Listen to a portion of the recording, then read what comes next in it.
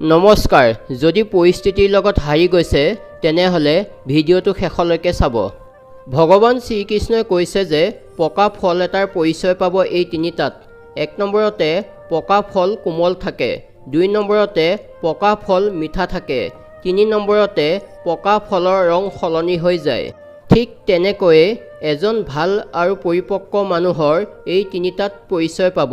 1 নম্বৰতে কোমল অন্তৰৰ, 2 নম্বৰতে তেওঁ মাত কথা মিঠা, 3 নম্বৰতে তেওঁৰ ভিতৰত আত্মবিশ্বাসৰ ৰং থাকে। অহংকাৰ নকৰিব, ওপৰৰ পৰা মাটিত পৰিবলৈ বেছি সময় নালাগিব। যি আপোনাক নেদেখা ভাও ধৰে তেওঁক আপুনি অচিনাকি যেন ব্যৱহাৰ কৰিব। কথাৰে নহয় যত্নৰে বুজিব পৰা যায় কোন আপোন আৰু কোন পৰ। অকলে উপাৰ্জন কৰি ঘৰ চলাই আছোঁ বুলি অহংকাৰ নকৰিব। ভগৱানক ধন্যবাদহে জনাব যে এই কামটোৰ বাবে ভগৱানে আপোনাক বাছি লৈছে।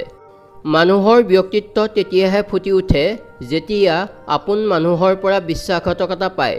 সম্বন্ধ জীয়াই ৰাখিব মন থাকিলে সময় থাকোঁতেই ৰাখক।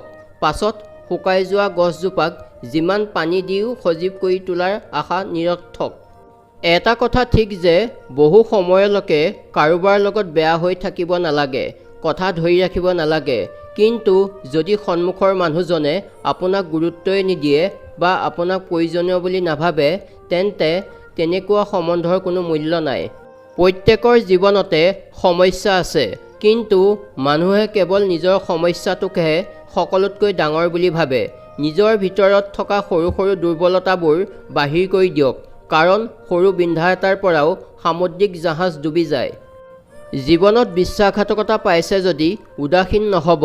কথাটো এই ধৰণে ভাবিব যে দুমুখীয়া মানুহৰ পৰা হাত সাৰিলোঁ। জীৱনত আমি কিমান শুদ্ধ আৰু কিমান ভুল সেই কথা কেৱল দুজনে জানে। 1 নম্বৰতে পৰমাত্মা, 2 নম্বৰতে অন্তৰাত্মা। সফলতাই মানুহক গোটেই পৃথিৱীৰ লগত পৰিচয় কৰায়, কিন্তু অসফলতাই আপোনাক মানুহৰ পৰিচয় কৰায়। আপুনি এইটো নক'ব যে আপুনি সময় নাপালে, কাৰণ সকলো সফল মহান ব্যক্তিসকলেও আপোনাৰ সমানে সময় পাইছে। জিকা হৰা আপোনাৰ চিন্তাৰ ওপৰত নিৰ্ভৰ কৰে। মানি ল'লে হাৰ মানিব, যুঁজিলে জিকিব। ধন্যবাদ।